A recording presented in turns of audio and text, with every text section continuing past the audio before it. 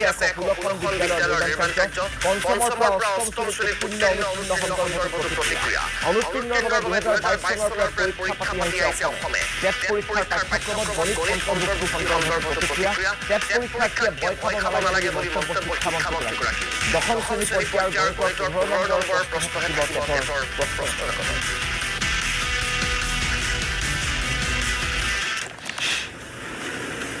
আৰু চৰ অঞ্চলত ড্ৰপ আউটৰ ৰেটটো বেছি আপোনালোকে জিলাৰ তালিকাখনত দেখিলেই দেখা পাব যে চাউথ চালমাৰা মানকাছাৰৰ নিচিনা জিলাতে আটাইতকৈ বেছি ড্ৰপ আউট গতিকে ড্ৰপ আউটখিনি নিৰাময় কৰাৰ কাৰণে আমি বিভিন্ন ব্যৱস্থা গ্ৰহণ কৰিছোঁ তাৰে ভিতৰত আমি চাহ বাগিচা অঞ্চলত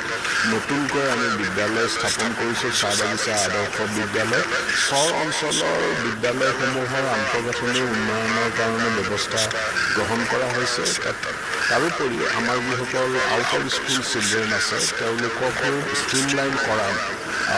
মেইন ষ্ট্ৰীমিং কৰাৰ কাৰণে আমি ব্যৱস্থা গ্ৰহণ কৰিছোঁ আৰু মই ভাবোঁ যে অহা দিনকেইটাত আমাৰ ড্ৰপ আউটৰ হাৰটো কমি যাব